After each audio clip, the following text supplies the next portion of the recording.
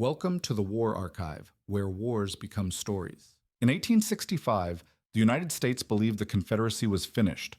Its armies surrendered. Its government collapsed. Slavery was abolished by law. And yet, just a few years later, thousands of former Confederates were living on plantations deep in Brazil, speaking Portuguese and farming cotton. Others were quietly returning to political office in the very government they had once sworn to destroy. Some rebuilt their power through fear, long after the battlefield went silent. The Confederacy did not survive as a country. It survived as people, scattered, adapted, and transformed. This is the story of what actually happened to Confederates after the Civil War. The Civil War did not end in a final, apocalyptic battle. It ended quietly, indoors, with pens and paper. On April 9, 1865, in the small Virginia town of Appomattox Courthouse, Confederate General Robert E. Lee surrendered what remained of his army to Union General Ulysses S. Grant. What happened next surprised many on both sides. There were no mass arrests, no executions, no prison columns marching north. Grant offered terms that were intentionally restrained. Confederate soldiers were paroled, not imprisoned. Officers kept their sidearms. Men were allowed to take their horses home to plant spring crops. This was not mercy for mercy's sake. Grant understood that the manner of defeat would shape the peace that followed. A vengeful ending risked turning a lost war into a permanent insurgency. Restraint, he believed, could close the conflict instead of prolonging it. In the days that followed, this message was reinforced. As Confederate units formally laid down their weapons, Union officers were ordered to show military respect. There were salutes, not insults. Flags were surrendered without spectacle. The war ended not with humiliation, but with discipline. For the average Confederate soldier, this moment defined their expectations. Defeat was undeniable, but annihilation did not follow. They were not treated as criminals for having fought. They were released into a devastated land with parole papers in hand and the assumption, encouraged by Union leadership, that life would continue in some form. But the quiet ending masked a deeper uncertainty. Appomattox ended the shooting, not the reckoning.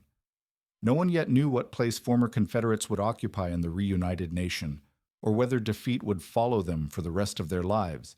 The Confederacy had lost its armies. What its people would lose or regain was still undecided. The first sign that the Confederacy had not simply vanished came from outside the United States. Even as most former soldiers began the slow walk home, a smaller group made a different calculation. For them, defeat did not mean adaptation, it meant escape. Among Confederate leaders, exile was often deliberate rather than desperate. Men who had occupied the highest offices of the rebellion understood that surrender brought uncertainty, not closure. One of the most prominent was Judah P. Benjamin, who disappeared from the South before federal authorities could decide how aggressively to pursue treason charges. Benjamin slipped through Florida, crossed the Atlantic, and rebuilt his life in Britain and France, eventually practicing law at a level few Americans ever reached.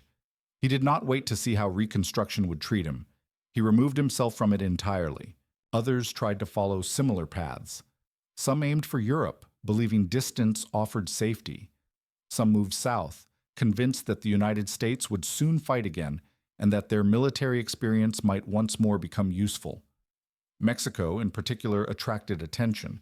It was close, unstable, and familiar terrain for men who still thought in terms of borders and armies.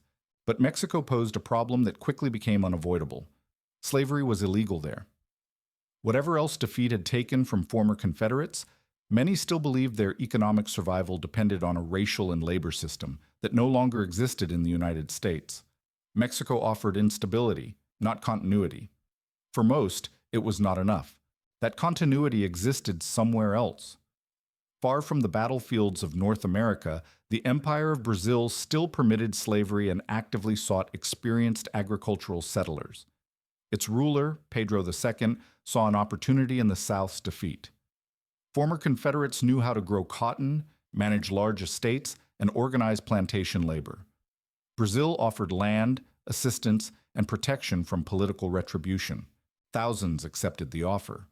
Entire families left the United States and resettled in Brazil's interior, establishing farming communities that consciously echoed the world they had lost. One such settlement became known as Americana. English was spoken alongside Portuguese. Protestant churches stood among Catholic ones. Confederate memorial traditions survived in exile. The language used by immigrants revealed their motivations clearly. Brazil was described not as an adventure, but as a refuge, a place where defeat would not define daily life, a place where the war could be left behind without abandoning the values that had fueled it. Yet exile carried its own costs. Confederate settlers remained outsiders, dependent on a foreign state and isolated from the country they once tried to leave permanently. Over time, nostalgia collided with reality. Brazil was not the Old South, and history did not stop for them. When Brazil abolished slavery in 1888, the very foundation that had drawn Confederate settlers there disappeared. Some returned to the United States. Others stayed, suspended between a lost cause and an adopted homeland. Their experiment proved something essential. Confederate ideology could travel, but it could not escape historical change. While a small minority ran, the overwhelming majority stayed behind. Their fate would be decided not by distance, but by survival, on ruined land, under uncertain rule, inside a country they had tried to abandon and failed to replace. Most former Confederates did not flee the country. They had no ships waiting, no foreign land grants, no savings to carry them elsewhere. When the war ended, they went home, not because they accepted defeat, but because they had nowhere else to go.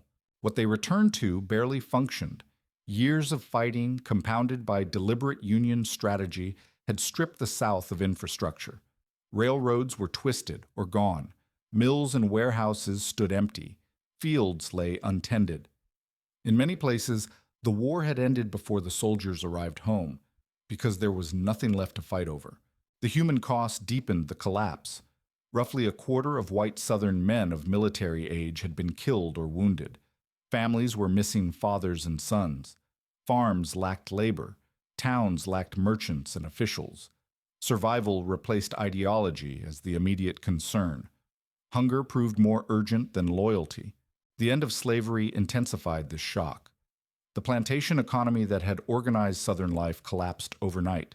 Land still existed, but the labor system that made it profitable did not. Former slaveholders had no legal authority to compel work, no capital to pay wages, and no clear alternative. For many veterans, the world they had fought to preserve had vanished completely. Contemporary observers struggled to describe the scale of ruin. Burned homes were reduced to chimneys standing in ash. Livestock had been seized or scattered. Even food was scarce. States like South Carolina were forced to sell bonds simply to purchase grain to prevent starvation. Defeat was no longer abstract, it was physical and immediate. In this environment, most former Confederate soldiers were not plotting rebellion or political revival. They were searching for work, rebuilding fences, and trying to feed their families. The war had not turned them into revolutionaries. It had turned them into survivors. This reality shaped everything that followed. Reconstruction would later be remembered as a political struggle, but for the men living through it, the first years after the war were defined by exhaustion and scarcity. Power, if it returned at all, would not come through resistance. It would come through adaptation. As Confederate society stabilized at the most basic level, attention slowly shifted from survival to control. The question was no longer how to endure the peace, but who would shape it. While most former Confederates were focused on survival, a smaller group recognized something crucial. The war had destroyed armies, not rules. And in the space between surrender and settlement, politics, quiet, procedural politics, would decide far more than any battlefield ever had. The first framework for peace came from Abraham Lincoln. His instinct was speed. He believed that prolonged punishment would turn defeat into permanent resentment, and that the fastest way to end the conflict was to bring Southern states back into the Union with minimal delay. Loyalty oaths, acceptance of emancipation, and new state governments would be enough. The war, in his view, was over. Lincoln's assassination left that plan unfinished and vulnerable.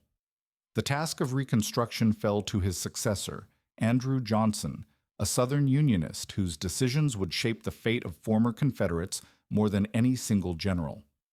Johnson shared Lincoln's desire for rapid reunification, but lacked his restraint. Where Lincoln balanced reconciliation with authority, Johnson leaned almost entirely toward forgiveness.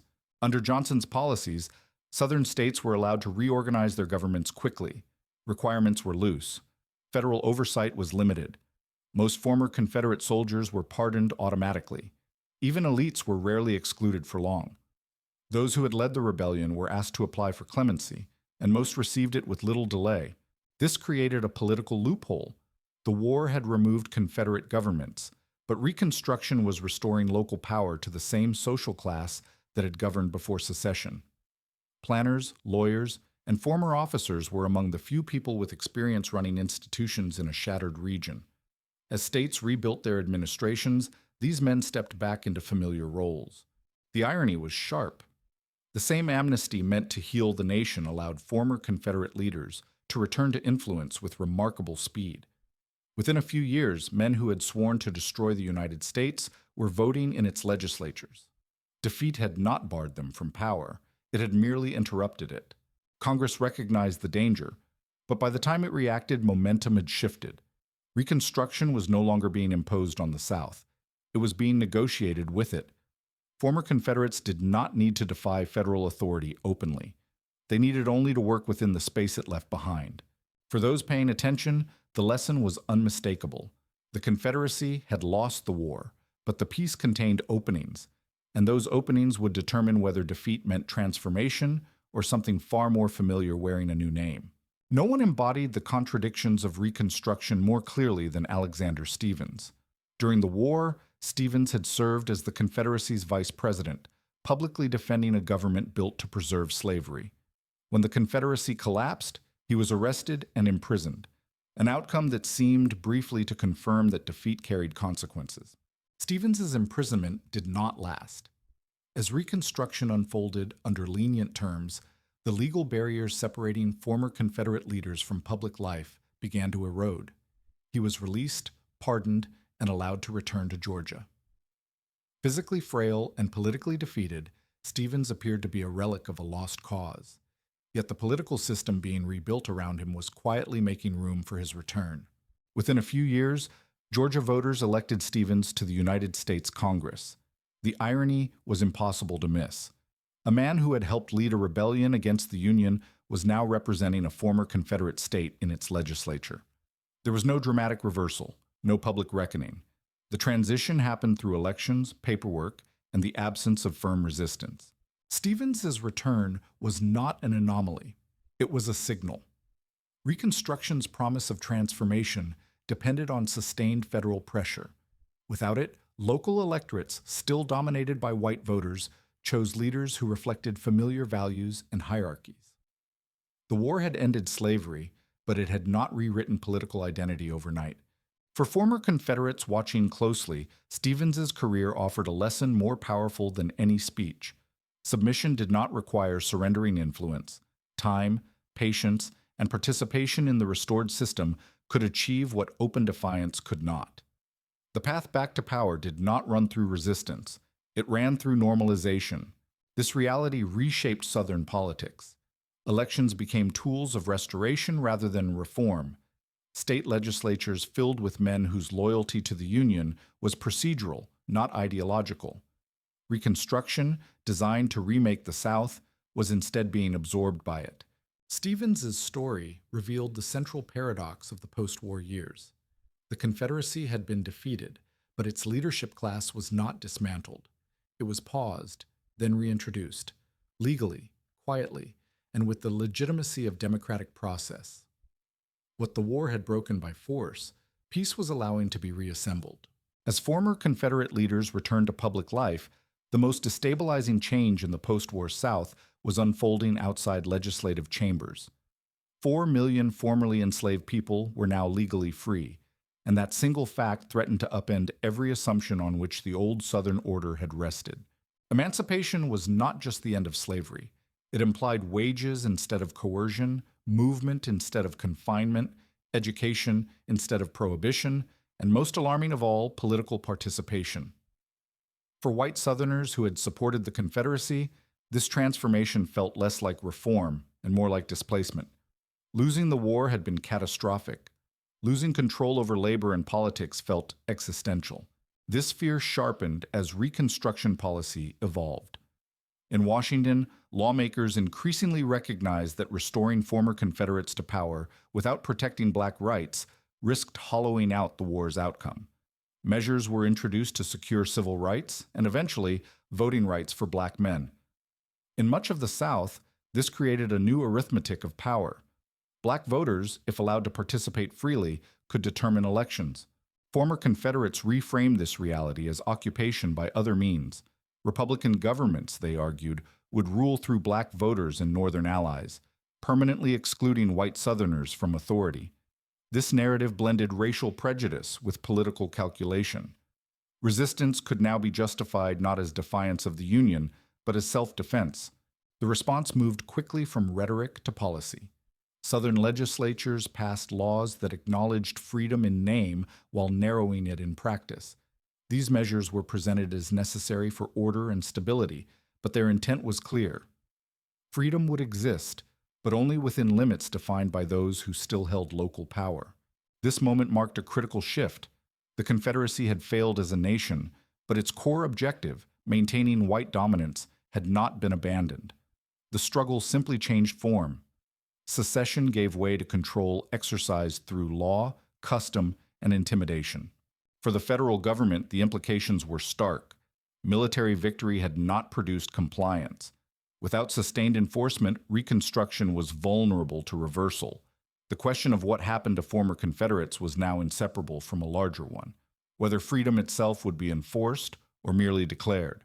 The laws that followed emancipation were careful in their language and ruthless in their effect. Across the former Confederate states, legislatures constructed a legal framework that accepted freedom on paper while hollowing it out in practice. These measures became known collectively as the Black Codes, and they marked the point where defeat began to turn into adaptation. Under the Black Codes, black Southerners were free, but only conditionally. Movement was restricted, unemployment was criminalized. Labor contracts bound workers to specific employers, and leaving before a contract expired could result in arrest and forced return. Vagrancy laws ensured that anyone without proof of work could be fined or jailed, creating a system where freedom depended on constant submission. For former Confederates, this system solved several problems at once. It stabilized the labor force without restoring slavery outright. It preserved racial hierarchy while appearing to comply with federal mandates. Most importantly, it placed enforcement in local hands: courts, sheriffs, and militias, far from immediate federal control. Power no longer required chains. It required paperwork. Washington understood the danger. Congressional Republicans recognized that the Black Codes threatened to recreate slavery under another name. In response, they expanded the authority of the Freedmen's Bureau, an institution designed to assist formerly enslaved people and refugees in navigating the transition to freedom. For a brief period, the Bureau made a tangible difference. It negotiated labor contracts, established schools and hospitals, and provided legal support to freedmen facing hostile courts. In many regions, it represented the first sustained presence of federal authority protecting black civil rights. The promise of Reconstruction seemed enforceable, but the Bureau's power was fragile. Its agents were few, its resources limited, and its legitimacy constantly challenged by local officials who viewed it as an occupying force. Most critically, it faced opposition from the White House. President Andrew Johnson vetoed efforts to extend and strengthen the Bureau, signaling that federal enforcement would not be unlimited. That signal mattered. Former Confederates learned that resistance framed as local governance could outlast federal attention. Law had carried them far, but it was not always enough. Where courts and codes failed to secure compliance, another tool emerged to finish the work. Where statutes met resistance, intimidation filled the gap. As federal agents challenged the Black Codes and courts became contested ground, violence emerged as a parallel system of enforcement. It did not announce itself as rebellion. It presented itself as order. Across the South, informal protective societies formed, composed largely of former Confederate soldiers. Publicly, they claimed to defend communities from chaos. In practice, they enforced racial hierarchy through threats, beatings, and murder. Their targets were not only black citizens asserting new rights, but also white Southerners who cooperated with Reconstruction, teachers, local officials, and political organizers. The most notorious of these groups was the Ku Klux Klan. Operating in secrecy and bound by ritual, it coordinated campaigns of terror designed to shape political outcomes. Violence surged around elections, labor negotiations, and school openings, moments when black autonomy threatened to become permanent. The objective was not mass killing, but deterrence. Fear, applied selectively, could suppress participation without provoking another war. Washington responded where it could. Congress passed enforcement acts and authorized federal intervention. Troops were deployed to disrupt organized violence, and in some regions, arrests briefly weakened the networks behind it. But enforcement required sustained national will, and that will was already eroding. In the North, patience thinned. Reconstruction was costly, controversial, and increasingly distant from everyday concerns. Many voters believed the war had ended and wanted the country to move on. Each year, without decisive resolution, made continued intervention less popular. Former Confederates understood this dynamic clearly. Time favored those who could wait. By combining legal obstruction with calculated terror, they achieved what armies could not. Black political participation declined. Republican governments weakened. Control returned quietly, not by proclamation, but by exhaustion. The battlefield had been lost. The peace was being won. By the early 1870s, Reconstruction was no longer being decided by ambition or law, but by endurance. Federal authority still existed in the South, but it was uneven and increasingly uncertain of its purpose. Troops remained in key locations, yet their presence was no longer seen as permanent, even by those enforcing it. Reconstruction required constant pressure to survive.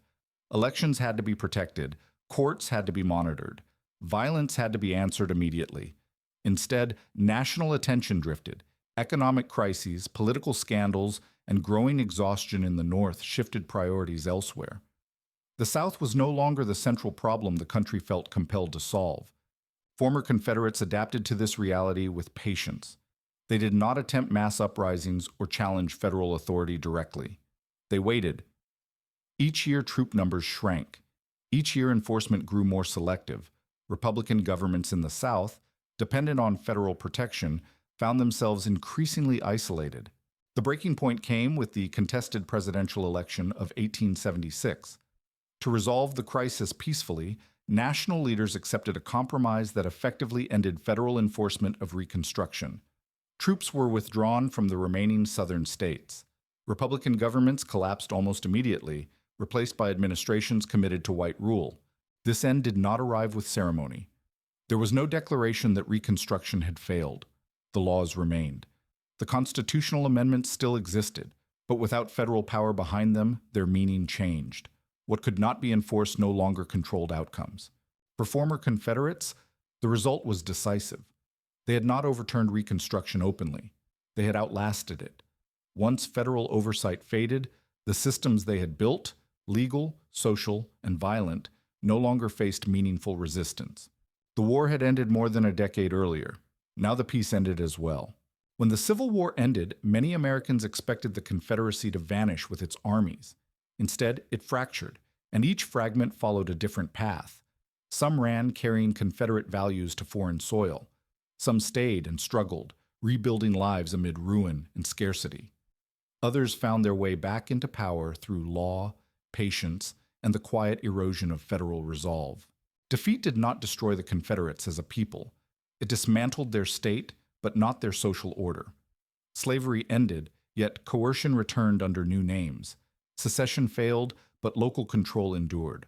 What the war broke by force, peace allowed to be reassembled, altered in form, familiar in function. Reconstruction tried to impose a transformation from the outside. It succeeded only while backed by sustained power. When that power receded, the old structures reasserted themselves without needing to declare victory. The Confederacy did not rise again as a nation. It survived as influence. What happened to the Confederates after the Civil War was not disappearance, exile, or collective punishment. They lost the war, but they endured the peace.